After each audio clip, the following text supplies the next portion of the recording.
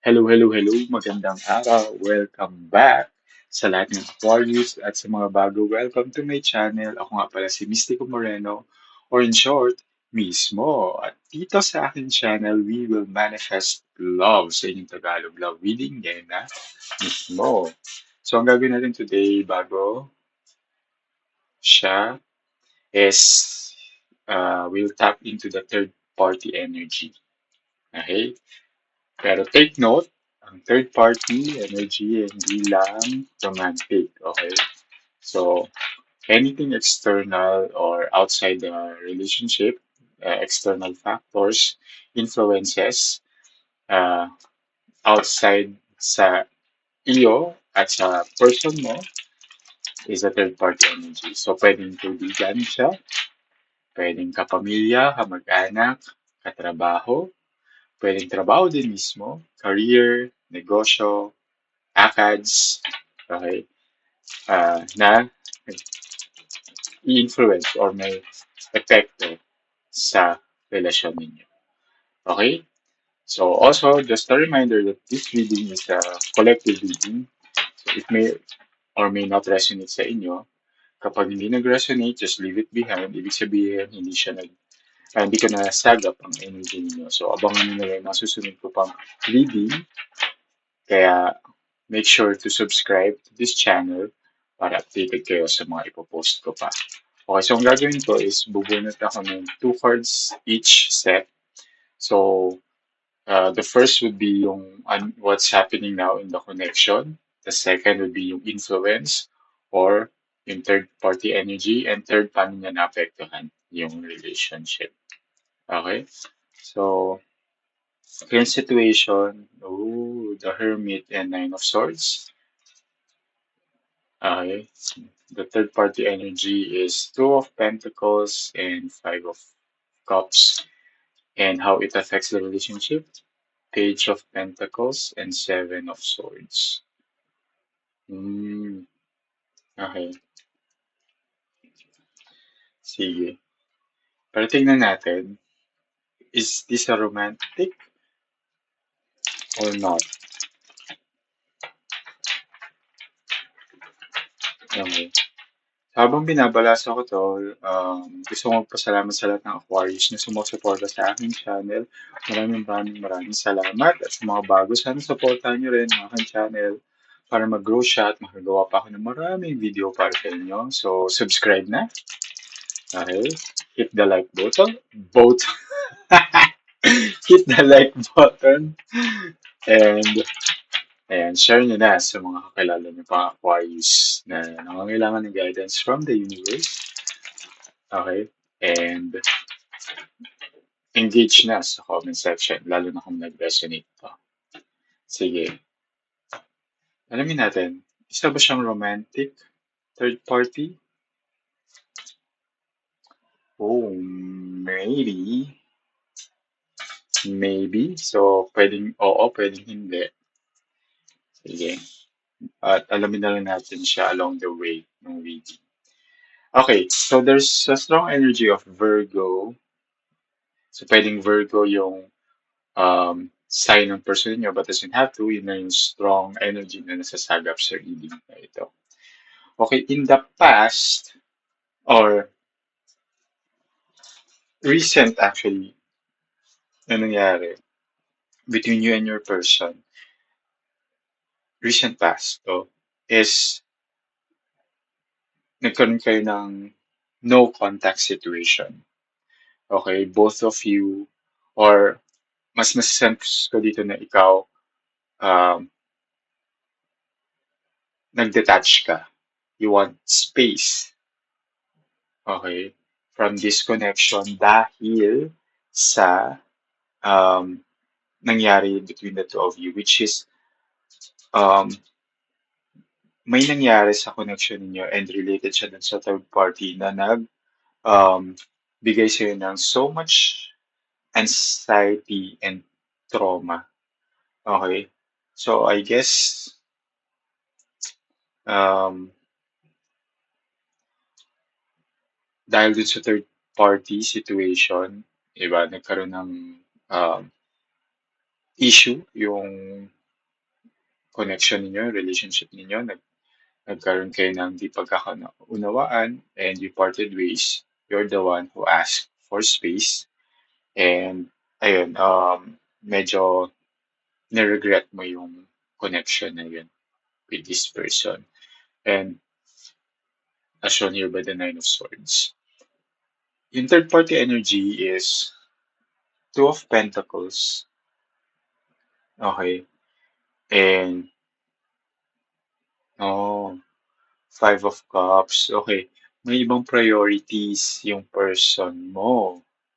Okay, alamin natin mamaya yun. So, kaya sinabi dito sa, if nung tinanong ko kung romantic siya, pwedeng oo, pwedeng hindi. Kasi, yun nga, priorities eh. Hindi siya diretsong romantic eh. It's something na mas pinrioritize ng tao. Malalaman natin mamaya. Tingnan natin. Sige, actually, tanungin na lang natin din. Di ba? Itong priority na to, is it career or family? Okay. Yung priority na sinasabi ba dito na nag-cause ng um, issue between Aquarius and sa person niya, family ba to? Na prioritize niya? Yes. Okay. Kaya maybe siya. So, naapektuhan yung relationship niyo dahil sa pamilya nitong person na to. Okay. Sige. So, yeah, kasi yun yung pinili niya. Yung Two of Pentacles is a card of choice. And I can see here sa energy na pinili ng person mo, yung family niya over you, na nag-result into something really sad. Okay. Five of Cups is a card of sadness, of loss. So, kaya naghiwalay kayo. Parang, um, wala. Iniwan ka niya for the family and that's the priority kasi. Page of, yung, paano niya naapektuhan yung relationship ninyo is Page of Pentacles. Okay. And, ayun, Seven of Swords. So, Seven of Swords is you felt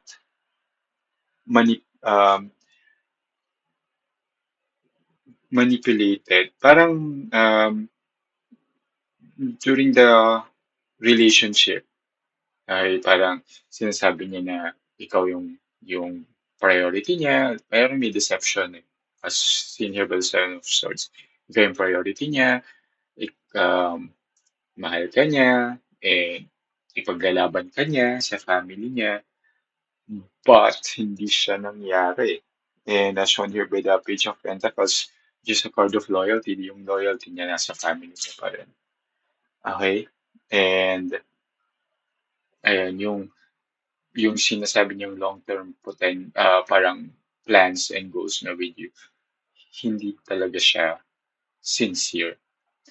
I mean, pwedeng mahal ka niya talaga din, pero hindi ka niya kaya ipaglaban. Parang pag may sinabi yung family niya na, alam mo yun, sorry, again, lalo na if yung situation niyo is against yung family niya sa relationship niyo, hindi pabor yung family niya sa'yo, so, mas mas nakikinig siya sa sinasabi ng family. Mas kung ano yung dinidictate ng family, mas susundin niya.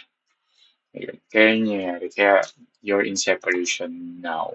Okay, sige, alamin natin pa. Ano yung detalye? Bakit naging traumatic din to or naging anxious ka and why you needed space? Okay. Four of Coins and Queen of Cups. Okay, so there's this, ano yun nga, yung may possessiveness yung family nitong person na to. Okay, Four of Coins is a card of being possessive. And here, there's lumabas kasi si Queen of Cups, which is something na kung saan committed yung person mo. And I can sense niya na yung family niya is quite possessive din sa person mo. Okay? And yung commitment and devotion ng person mo kasi is leaning towards nga dun sa family, hindi sa'yo. Kaya nag-cause siya ng, um, alam mo yun, yung, kala mo kasi ikaw nga paglalaban ka pero hindi niya nangyari. So, ayun, it caused separation and even no contact now between the two of you. So, yung third party, two of wands, okay. Oh, okay. Kaya nga, death card. So, two of wands is a card of choice. So, may choice naman talaga din yung person mo. Okay. Pero, obvious na kung ano yung pinili niya. Parang, kailangan niya mag-decide and yung decision niya is to end the relationship and choose yung pamilya niya. So, kaya lumabas din dito si Death card, which is letting go and a card of ending and letting go then. Okay? So, now how it's affecting is, yeah, yung may deception nga na naganap and lumabas si Knight of Cups and Ace of Wands. So, si Knight of Cups is now, and Ace of Wands, now may, because of that nga, may bagong simula for you. Okay, so leave this relationship behind na. Okay, so there's an ending. If there's an ending, there's a new beginning naman in the natural cycle of life, diba? So, nag-end na yung relationship ninyo, tapos na siya, okay, because of the choices na ginawa, the choice, yung choice ng person mo. And for you, nag-end na siya, pero rest assured the universe is giving you another chance in love. There's a new beginning for you. And yun na yung deception na nangyari dito made you um, stronger and wiser. Uh, yung connection has ended, but for you, there's a new connection coming. There's a new beginning. And this is something unexpected coming to your life. Kasi si Knight of Cups is something unexpected about to happen, and Ace of Wands is a card of new beginning. Okay? So, okay lang yun. May bagong darating. Sige, tingnan natin ano yung advice ni Universe para sa inyo.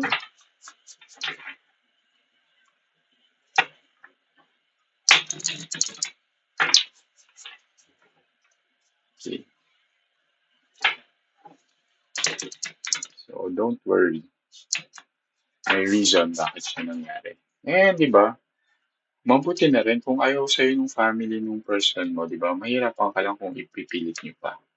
Kasi, di ba, yung typical na hindi pa ba rin pamilya, tapos magiging, ano lang, um, mahirap lang yung situation mo. Okay, so advice from the universe, celebrate your uniqueness. Okay, you're as exceptional as everyone. So, diba, just celebrate it. It's yung ikaw, this situation is unique for you. Kahit similar lang siya, and this is a collective reading pa. Kung nag-resonate to sa'yo, and nag-resonate to sa isa pa, it means similar yung energy, but unique yung situation ninyo. Pero, with this unique situation and yung energy nga na paparating ng new love, unexpected love coming, is just enjoy take this unique experience as a lesson for you to move forward and yun nga, mas mas napatatag ka nito saka na naging mas matalino ka when it comes to love. Okay? So, sana nakatulong. Ayan. So, abangan nyo na lang yung mga susunod ko pang love reading dito lang sa aking channel. Okay? Kita-kits sa susunod. Ako si Mystico Moreno, or in short, Miss Mo. Ingat!